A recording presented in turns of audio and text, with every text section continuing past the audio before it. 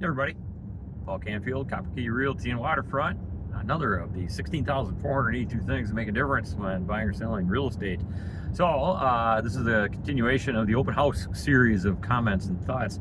And so this is to sellers out there. If you're going to have, if you have your agent do an open house, here's a couple things to not do. And the reason I bring these up is that lots of people do them, and I think there's online, whether it's YouTube forums or HGTV or things that they suggest you do. Well, I'm here to contradict some of that advice. So a lot of you ask, well, should I bake cookies? No, you don't need to bake cookies. That sounds nice in theory, but here's what happens with cookies. First of all, whenever there's a smell, it kind of ranks up there with, should I burn candles? Or spray around Febreze or some other scent thing. Well, regardless of how nice and clean your house smells, if you have some artificial smells, even if it's good smells like cookies or nice candles or whatever, everybody, I shouldn't say everybody, well, a lot of people are going to assume that you have a bad smell to hide. You have something that stinks, and that's why you put that smell out there. So I wouldn't even want the possibility of that coming on. So plain old fresh air, that's enough. Let's do that.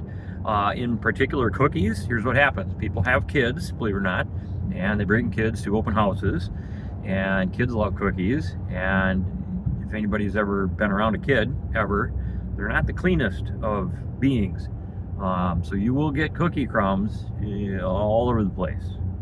And so, and of course, if you bake some cookies with any sort of wheat or nuts or something, you're lucky you'll get a kid who has a peanut allergy or a wheat allergy or gluten-free or who knows what.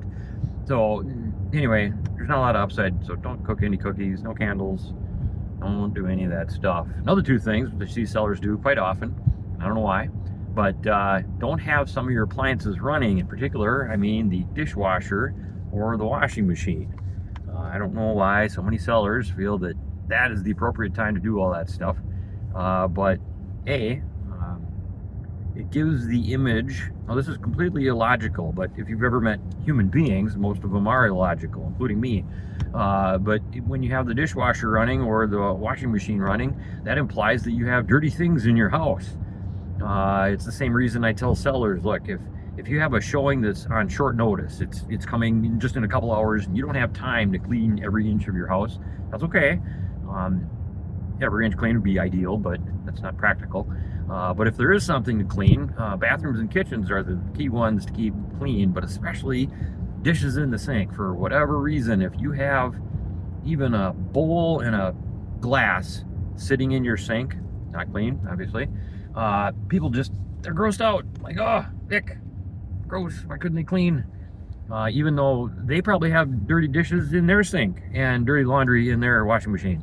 But that's the way people think. And so don't have those things running. And yes, there's a few people that are going to want to look inside your dishwasher if that might make the difference to them buying your house or not.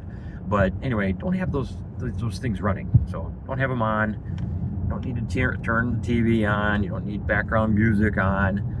If your agent wants to do all that stuff, let the agent do that. But yeah, you don't need to prep all the stuff. So anyway, there's your open house tips for the day. Talk to you later.